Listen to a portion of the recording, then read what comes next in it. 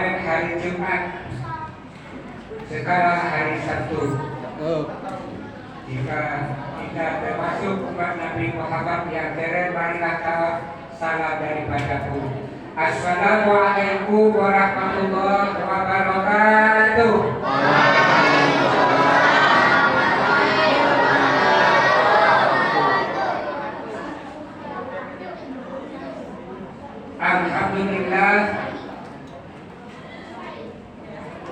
Alhamdulillahirabbil alamin. Wassalatu wassalamu ala asyrafil anbiya'i wal mursalin wa ala alihi wa ashabihi ajma'in. Amma ba'd. Puji syukur marilah kita ucapkan kehadirat Allah Subhanahu wa taala yang telah memberikan rahmat dan nikmat yang berlimpah sehingga kita dapat melakukan aktivitas terutama sholat 5 waktu. Semoga sholat yang kita lakukan ini menjadi sahabat, menjadi teman kita bila kita sudah dibungkus oleh saudara kita dan diantarkan ke pemakaman dan juga sampai yaumil akhir. Apabila sholat ini setia bagaimana kita, amin. Allahumma ya amin. Salawat beriringan salam tak lupa kita sampaikan kepada junjungan alam yakni baginda Rasulullah Sallallahu Alaihi Wasallam yang berhak memberi syafaat dan perlindungan kepada umatnya. Insyaallah kita selaku umat baginda Rasulullah Sallallahu Alaihi Wasallam, syafaat tersebut akan menghampiri setiap diri kita bila diri kita sudah dikumpul oleh Allah di pada pasar nantinya, amin. Allahumma ya amin. Jamaah salat Isya dan tarawih yang rahmat Allah Subhanahu wa taala, sebagai bentuk kita pada kesempatan ini adalah salat merupakan kewajiban buat umat Islam. Dalam kehidupan sehari-hari kita sering terdengar keluhan dan juga omongan dari mulut ke mulut, terutama terhadap biasanya ibu-ibu ini, di mana omongan itu tiada lain. Masa sih orang yang suka mendandan pengantin dia lebih kaya daripada kita, padahal kita ini terus sholat dan rutin 5 waktu sehari semalam. Bila kita melihat yang melihat pengantin, nampaknya dia sangat kurang melaksanakan sholat 5 waktu tersebut. Kita melihat sejarah sedikit di mana umat Nabi Nuh yang hidupnya lebih kurang dari 900 tahun.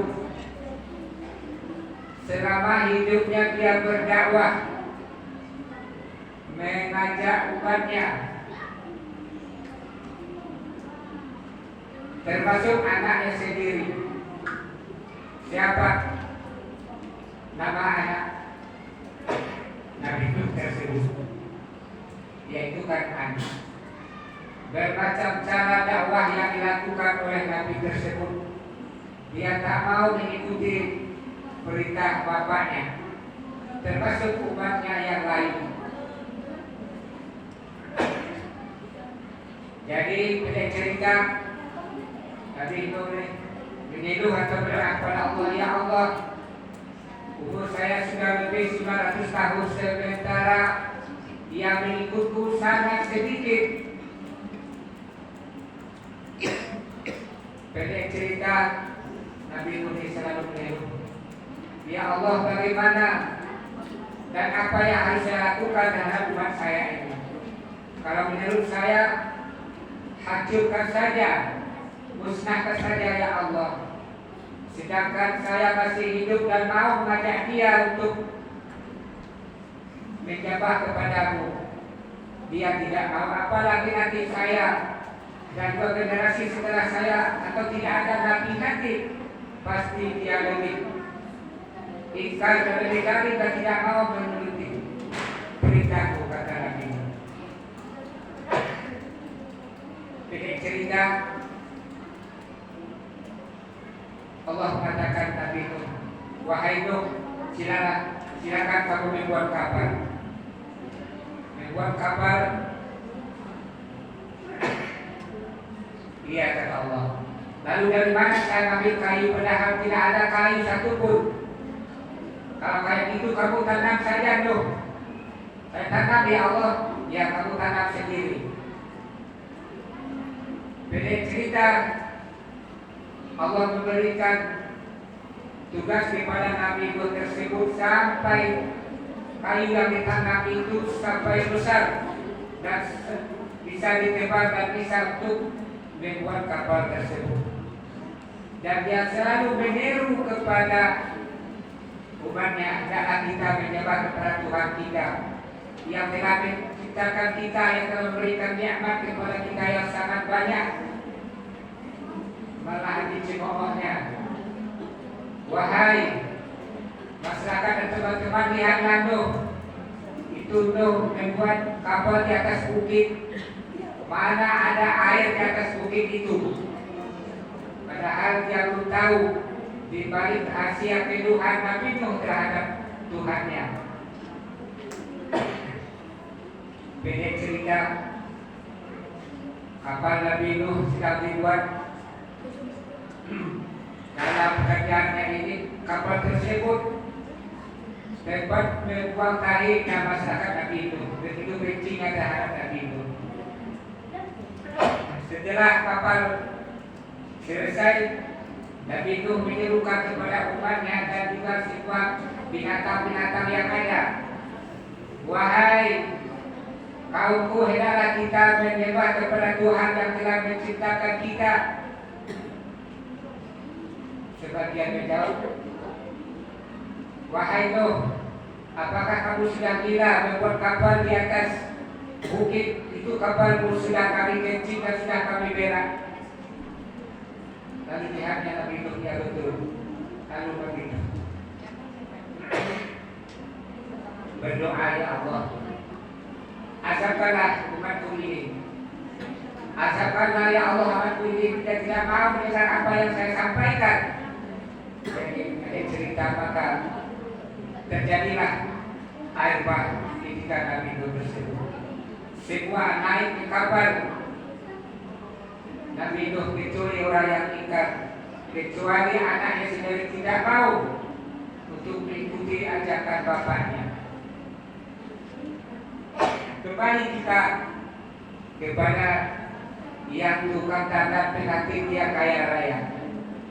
Beda kita dengan zaman Nabi Nuh. Zaman Nabi Nuh diutus oleh Allah mengayuhi masyarakatnya bagaimana dia supaya mau mengikuti Nabi Nuh, supaya menyembah kepada Allah.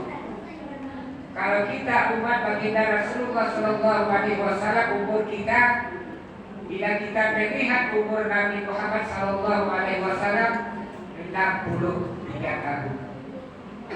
Bila kita melihat daripada manusia pertama diutus Allah kamu pilih Nabi Adam alaihissalam sudah sekian ribu tahun. Sedangkan Nabi Muhammad saja, Nabi yang terakhir, lebih kurang 14.000 tahun meninggalkan kita. Kenapa kita tidak sholat, tidak diazab oleh Allah? Inilah bedanya kita dengan umat Nabi dahulu. Kita sekarang memang tidak diazab langsung oleh Allah. Hari ini kamu tidak sholat, maka tidak diberi rezeki. Hari ini kamu kafir terhadap Tuhanmu, lalu kamu dibinakan air bah, tidak. tetapi perlahan-lahan sewaktu-waktu azab akan menimpa kepada kita. Kalau tidak di atas dunia ini, nanti ketika kita berada di alam kubur, kita mengenal patut mengatakan asam gadis, asam bilubur, ketiga asam serial-rial. Menangis mayat pintu kubur, mengingat pada tidak sembahyang. Setelah sembahyang yang tidak sholat tadi, tidak mau melaksanakan sholat oleh malaikat dan dipukul oleh malaikat yang minta ampun kepada Allah. Ya Allah, berikanlah kami hidup di atas dunia lagi. Apa gunanya masih sudah menjadi kubur? Begitulah terhadap kita sendiri. Bagaimanapun situasi dan kondisi ekonomi kita, insya Allah salat itu adalah kewajiban utama bagi kita ketika kita berada dalam rahim ibu kita. Kita mengenal Nabi Yusuf, dia ganteng, dia tetap salat. Siti Aisyah, dia cantik, dia tetap juga salat. Tapi banyak sekarang antara saudara kita yang ganteng-ganteng, yang cantik-cantik, yang sudah mempunyai mata pencaharian yang lebih daripada kita, tetapi tinggal kepada Allah sangat jauh, sangat kurang daripada kita. Ketimbang kita ekonominya yang kelas menengah ke bawah. Kami sendiri pernah melihat terhadap saudara kita, mungkin sebagian kayak ojek online, ada ojek itu. Bila waktu sholat insya Allah dia menghadiri masjid. Bila waktu sholat sudah masuk dia menghadiri ke masjid untuk melaksanakan sholat itu. Tiada lain adalah untuk diri kita. Walaupun kita sebatas sedunia ini tidak ada orang yang salah, namun Allah tetap selaku pencipta, selaku memusnahkan semua yang ada di atas dunia ini adalah merupakan hal yang kecil. Oleh karena itu jadikanlah sholat itu sebagai kewajiban utama. Bagaimana kita makan 3 kali sehari, hendaknya begitu pula kewajiban sholat itu berbekas terhadap diri kita. Sholat itu adalah merupakan pencegah perbuatan yang keji dan mungkar terhadap diri kita sendiri. Bila terjadi terhadap saudara kita, tetangga kita belum mampu, sholat itu mencegah perbuatan yang keji dan mungkar, berarti dia belum mampu mendirikan sholat, tapi hanya bisa melaksanakan sholat saja. Banyak di antara orang-orang yang kita maksud, apalagi saat ini kita tidak memilah pada yang 01, 02 dan 03. Tiap hari kita berdoa kepada Allah yang Maha Kuasa, semoga problema ini terjadi dan tidak akan terjadi ke depannya lagi, yaitu mengganti pemilihan Presiden Republik Indonesia. Semoga Allah memberi yang terbaik. Seandainya dia dikalikom setelah Allah meluruskan niatnya menyatukan kesatuan yang umat yang sangat banyak ini, dia lain adalah bukan hanya Islam saja di Indonesia, bukan hanya Kristen saja, bukannya hidup menghuju, tapi adalah mayoritas semuanya berhak hidup di negara kesatuan Republik Indonesia. Semoga kedamaian Ramadan ini membawa keberkahan terhadap pemimpin yang kita pilih pada tanggal 15 April kemarin, maksudnya 15 Februari kemarin. Amin, Allahumma ya amin. Semoga Baldatun Taibah akan mengakhiri kehidupan di negara kesatuan Republik Indonesia ini. Amin, Allahumma ya amin. Wassalamualaikum warahmatullahi wabarakatuh.